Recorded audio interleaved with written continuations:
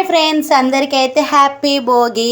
మా ఇంటి దగ్గర అయితే చూడండి ఎంతమంది కైట్లు అయితే ఎగిరేసుల్లో. అసలు సంక్రాంతి అంటేనే మనకు మెయిన్గా గుర్తొచ్చేది కైట్లు కదా. చాలా అంటే చాలా మంది ఎట్లా ఎగిరేస్తులు చూడండి.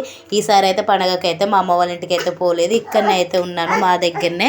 ఈడైతే అసలు పండగ ఎట్లుంటుంది అని అనుకున్న సిటీలో అయితే, కానీ కైట్ల విషయానికి వస్తేనైతే బాబా మస్తు అంటే మస్తు ఎగిరేసు. రోజే ఇట్లా ఎగిరేసులు అంటే రేపు సంక్రాంతి, ఎల్లుండి కనుమ రోజు అయితే ఇంకెంత హడావిడి ఉంటుందో, ఇంకెంత చేస్తారో. కానీ మెయిన్గా అయితే ఒక్కటే గుర్తుపెట్టుకోవాలి, కైట్లు అని చెప్పేసి చాలా హ్యాపీగా ఎగిరేస్తూ ఉంటారు, పండుగ ఎంజాయ్ చేసుకుంటా.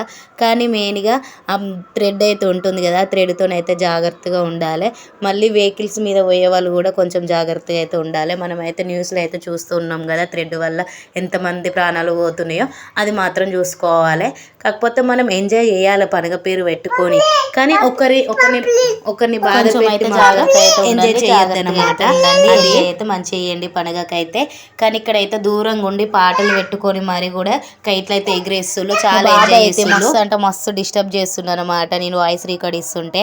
ఎందుకంటే ఇక ఇప్పుడు ఇందాకనే తీసాను అనమాట ఈ వీడియో, ఈ రోజే పెట్టాలని చెప్పేసి ఇప్పుడిప్పుడే దెబ్బ దెబ్బ వాయిస్ రికార్డ్ ఇస్తుంటే వాడేమో సతాయించుతుండు, మధ్యలో మధ్యలో ఎరుతా ఉన్నాడు. సైలెంట్గా ఉన్న ఈ వీడియో నచ్చితే చిన్న లైక్ ఇవ్వండి. Bye bye guys.